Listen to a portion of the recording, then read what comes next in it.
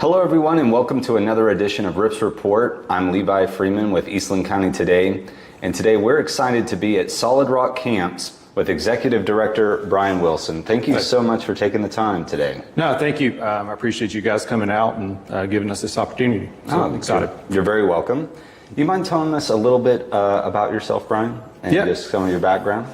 Yeah, so I was with Home Depot previous to this role. My wife and two boys, my wife and I are both from Georgia. We raised our two boys, was in Tuscaloosa, Alabama for 10 years. And we really felt a call on our life to go into ministry.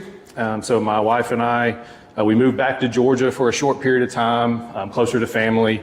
And we were there. And then we had a mutual friend in Tuscaloosa that was Tim Plant. Some people around may know him. His first job out of seminary was at First Baptist Church in Eastland. And he introduced me to Solid Rock Camps. And so we came out here just to visit, to learn about the camp, because we were looking to do something similar. And just really felt like God was calling us to be a part of this community in this camp. And then so in 2018, we took a role here and moved our family out. So we've been here since then. Love it in Eastland. So I'm just really excited to be here and be a part of this community. Wow. Well, welcome and thank you for, making the big trek and sticking with us. Yeah. How long has Solid Rock Camps been open, and could you tell us a little bit about the history of the camp? Yeah, so the camp, the grounds that we're on was originally a country club and golf course, and some things kind of was moving around there. It was the 2006, 2007 time, Fannie Mae and all that kind of stuff going on, and so it was a really bad time probably to start a development. And a guy named Sam Harris kind of got into the golf course and brought in some other partners, the Rose family here, and some other people in the community, and kind of got the golf course, and God began to move and say, hey, what if this is a Christian camp facility instead? So in 2011, the formation was formed, so it's a 501c3. So really nobody owns it. The way I kind of explain it to people is kind of like a church. There's a board of directors that oversees, and none of them are paid or involved in that. And then we have staff here that run the day-to-day operations. So 2011 it was formed, and in 2012 it became a camp, and the first camp came in. Interesting enough, it's a church out of Big Springs, Texas. And they still come every summer. They're on our books for this summer. And the story goes, I wasn't here then, but the lure is the mattress trucks was pulling up to unload the mattresses, and the church pulls up in the bus, and they jump out and they help unload the mattresses, and that's when first camp started. Summer of 2011. Or 12. Sorry. Yeah. That's cool that the camper just got right on it and made it all happen. What exactly is your mission statement? What do you say here? So Solid Rock, our mission statement is very important to us, and it guides us in everything we do. So we got here in 2018. Me and the team here, we kind of restated the mission statement. And we simplified it. We just said Solid Rock Camps exist to further the kingdom of God by proclaiming the gospel of Jesus Christ and making disciples that go to the nations. Because we just said, like, look, that was in 2018, and it was like, and the question that came across that made us kind of shift it from a very campy mission statement to a ministry, I feel like, based ministry statement, the question was, if camping and retreating isn't the best way to meet people where they are and share Jesus with them, does that mean we stop doing what we're doing? And the resounding answer was no. And so it was like, well, then that's what we do. And it was interesting because then, the COVID year came in 2020, and that wasn't the best way to reach people, was bringing people in large groups. But we still had the mission, is how do we proclaim the gospel and how do we make disciples? There's 2 action items in there. And so everything we do, we ask that question, is this proclaiming the gospel or is this making disciples? If the answer is yes, and what we have. God has given us the abilities, whether it's facilities or talents, resources, funding to be able to do those things, and it fits those two things, we do it. Okay. And if it doesn't fit those, we don't do it. Okay. So what are some of your program offerings, either here at the site or maybe you go elsewhere? Or Yeah. what all do you offer here? Yeah, so it's interesting. So I'd mentioned that there's 2 action items in that mission statement. There is the proclaim the gospel, and there's make disciples. And then out of those 2 action items, we operate out of 4 buckets that achieve those 2 things. Okay. So the proclaim the gospel, there is the camp and retreat side, which is what we're probably known for the most. Yes. When we have people coming to the camp and sharing the gospel with them. And then we have the community aspect. So we work really hard to try to see, again, what giftings and resources we have and what's the best way to proclaim the gospel in that by serving the community, whether that's at Ranger College, BSMs, providing meals there, whether that's providing interns to local churches to help them in their ministry, whatever we can do to kind of plug into the community in that way. And so those are the 2 buckets that do the gospel. The discipleship is we have what we call a FUSE program, which is a young adult discipleship program. So these 18 to 24-year-olds that come and live on our campus in some of the condos, and they're with us every day. There's a pretty intense Bible study that goes along with that, as well as plugging them into areas of where they, are feeling led to serve. So sometimes that's full-time ministry, and sometimes that's something else. We had a young lady that was interested in doing sonograms, and we plugged her in with the open door. And so while she was interning here, we paid her, and she was going to serve there. And now she's at a hospital and doing sonograms and spreading the gospel in that way, loving on those mothers and that kind of thing. So that's one of the discipleship program, and the other is the counseling side. So my wife has a PhD in marriage and family therapy. So we do counseling services kind of through Hill and help support that for the community as well. So we think those are the 2 discipleship programs. Wow. Well, that's certainly a lot more than just, and the camp's great and all, but that certainly sounds like a lot more involvement. But speaking specifically on your facilities here at the camp, what types of things here do you have that maybe attracts people in your site? So I think we're very unique. And so one of the things, from lack of a better term, I would say our target market is small to mid-sized churches in rural communities.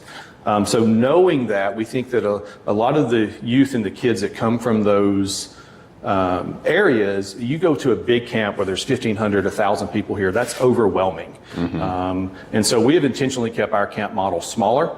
So we can host about 250 people. So our dining room that we have here, so we have a full industrial kitchen that we can provide meals. And so our dining room will host 250 people. We have our worship building that has some of the new technology, so we can do the lights and the haze and that kind of stuff for youth groups that they enjoy, and we can simplify that as well. But a worship building, it'll get about 250 people. So that's kind of what our model is. And then we have our dorms and our lodging for that. We're building a new dorm right now that is in the process of being completed, and that'll get our bed count up to about 250. So that kind of fits the rest of that model. Right. So a lot of those facilities there. Then we have activities, everything from inflatables, which our team's out setting up today, and we have a low ropes course, and we have the lake, which is a nice feature that a lot of people have in the West Texas. And there's a golf course that's right next door for men's groups. They like to utilize that. So there's just a lot of things around this area that kind of makes us unique in that factor. So. Absolutely. Well, it's a beautiful campsite driving inside and out. And I really enjoyed Kingdom Man Camp this past year. And I know that you mentioned the original one keeps coming back every year. I was interested, what camps do you have that happen, on the books every year? Yeah, so, Kingdom Man is one of those. That's put on by the several of our board members are really bought into that, and they love that event, and it's a great event. So that usually has anywhere from 150 to 200 men come in, spend the weekend, and so Kingdom Man is pretty consistent every October. That goes on, and then we have youth camps. So we break our camps up into what we call like Teen Week. And those are program camps, and most of those we have individuals that come to that. So if you have a kid and you're like, I just want them to go to camp, the parent can go and sign them up. And also a church. So, again, to that small to rural mid-sized church, their youth group may have 10 kids in it, which you take those 10 kids into 1,000 kid camp, that's big, but they're also not big enough to put on their own camp. So what we do is we let those churches come, and we kind of put all those churches together to put on camp. So we have the teen weeks for those, we have preteen weeks, and we have day camps for the little kids, like 1st through 3rd grade. So they come in for the day. So those are on the books all summer. And so, and then FCA comes to us every year. That's open to kids in the community. There's a boys weekend and a boys and a girls weekend happens every year. That's pretty consistent. So, and then we have, churches that come and they rent the facilities for their weekend as well. So, right. So I would imagine that during the summer months when school's out, that might be probably your biggest and busiest time frame. How many camps would you say that you run through the summer months, like every weekend booked up, would you say? Yeah, during the summer months, it's Monday through Friday, essentially. And then during the other seasons, there is more weekend events. Gotcha. So just kind of put that, I guess to answer that question, put that in perspective is during the summers from the first week in June to like the first week in July, we'll run about 10 different, all those weeks we'll run. And we'll have about 1,500 kids run through during that time frame. And the total number of people that will come and hear the gospel on this camp, last year there was right at 3,500. So it stays pretty busy there. So the summer, those 2 months are, a little over a third of the total people that come in. Yeah, that's quite an impact. You're having here in our greater area. And I saw a post earlier on you maybe needing summer ministry team members. Are you still needing additional team members to apply out there, or are you all set? So we're set in the sense that we have enough to do to complete the summer. Okay. However, what we're looking for when we talk about the summer ministry team, so there's a couple of different positions that we hire in for that temporary role in the summer. Right. One of them is what we call like summer staff. The majority of those are high school kids that are looking for their first jobs, those kind of things, and we get them in, and it's a great opportunity for them to come in. They help out in serving meals and picking up trash and setting up games, taking down games. Those type of activities is really what they're working on. And they work a pretty standard, 6, 7, 8 hour day. They got summer workouts. We're very flexible with those high school kids staff. Right. So we're hiring those. And then the summer mission team, the ministry side, that's we're looking for college age kids who are very ministry minded. And what they do is they come in and they're leading those kids. So they may have 10 kids that they're responsible for the week, that they're playing games with, that they're leading small groups with, that they're praying with, and they're getting to know. The big challenge is like know those kids' names. We were talking in the Devo today about just sharing the gospel is sometimes just listening to someone's story and connecting with them and loving them through that. We see Jesus model that very much into Scripture. There's a few sermons we have of him, but we have so many times that he's interacting with the sick, with the hurting. And that's what we want those summer staff kids to be able to do. And so we're always looking like, if one of those is, if one of those wants to come and be a part of that, we make room because we can't have too many ministry-minded people who want to come and love on those kids and lead them well. So, right. Well, thank you very much for sharing those opportunities for people out there. Anything else you would like our audience at home to know? Yeah, no, I think there's just so much more. We're so much more than a camp. We're very much just ministry focused and ministry minded. And I think that's what I would want people to know is that, we're here to share Jesus and share the gospel with our community. And sometimes that is from a pulpit preaching the message. And sometimes it's just showing up and, helping a lady in town move some furniture. We do those things, and it's just so important to interact with your community and love on the people where God has put you. And I think that would be the message is we're just so much more than a camp, right? Like, I think a lot of times people view it like, oh, that's a cool place for the kids to go, but know that our heart is to come out and serve the community. So, yes. Well, thank you for all your answers there and all your ministry work. But since this is the RIP report, we have to ask a few fun questions inspired by old Rip, the legendary horn toad. Who or what would you like to rip a new one? Yeah, so with us wanting to share the gospel and make disciples, the old goal is just to rip Satan a new one, right? The hurt that we see is inflicted from the fall that we see in Genesis, and the hurt that began to there. We feel very strongly that we were not put here as image bearers of God to just wait on heaven, us to go to heaven, but our role is to engage the community and bring the kingdom here. Jesus talks about it. The kingdom's here. The kingdom's right here. And I think that is the thing. We just want to rip Satan a new one by advancing God's kingdom. And you do that by loving on people, engaging in the community, and addressing the hurt. And I think that's that's kind of what our mission statement is kind of boiled into. Is right. Yeah, you could frame it of what we said is share the gospel, make disciples, or we could just change it to rip Satan a new one. Probably we could maybe do that. I would say that's probably the deepest blow that we've received so far. No better calling and no better person to rip a new one than Satan himself. Tell us about a rip-roaring good time here, or out in the community.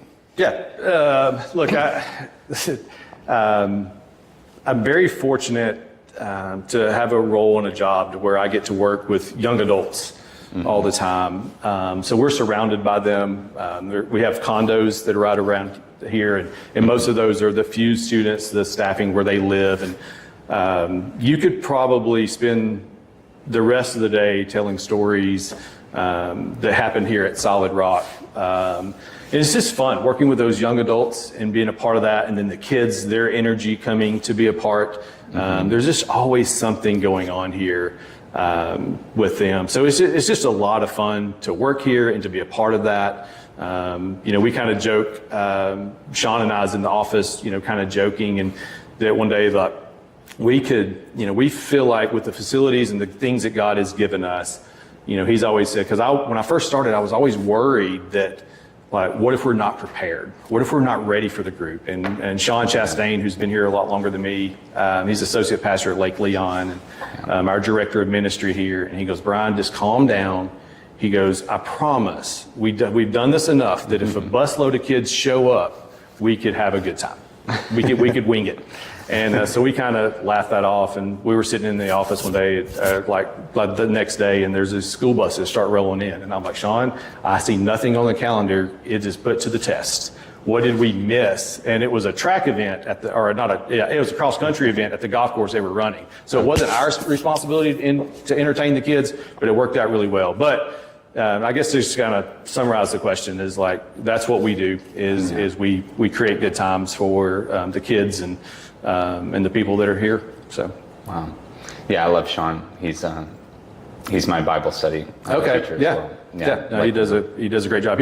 He's oversees like all the ministry activities, so the messaging that we preach in the summer. He kind of oversees that and helps set that up. So one of the things so he does the grand narrative. The Bible is one story that points to Jesus. And then what we do is, so one summer it's the grand narrative, and then we talk about the 4 parts of the grand narrative. So there's 4 major plot movements where there's creation. So we talk about creation and what the intent and what God intended. Yeah. And then we talk about the fall of what happened and how do we live in that? And then we have redemption, which is the stage in the plot story that we are currently in, that we're living in today is the Jesus is on the scene, and then the restoration is to come. So this year is the theme that Sean has is the redemption year. So we'll be going over that with the kids this summer. So. Awesome. All right. Well, thank you so much for having us at Solid Rock Camps. What is the best way for people to get a hold of you and reach you at home? Yeah, so probably the best way to reach us is through our website. Our phone number and stuff is there, email, any of those kind of things. And we have information that's constantly kind of updating there. Okay. Our social media accounts, we stay pretty active with that as well. So any of those things would be a great place to reach out. So great. Well, thank you so much for being a Press Club member and supporting Eastland County today. It means a lot to us and the community, keeping us afloat here. And those of you at home, thank you so much for tuning in. And if you enjoyed this interview, please like, share, and subscribe, and leave a comment below with your thoughts. And once again, this is Levi Freeman signing off from Rips Report from Eastland County Today. Until next time, stay ripped.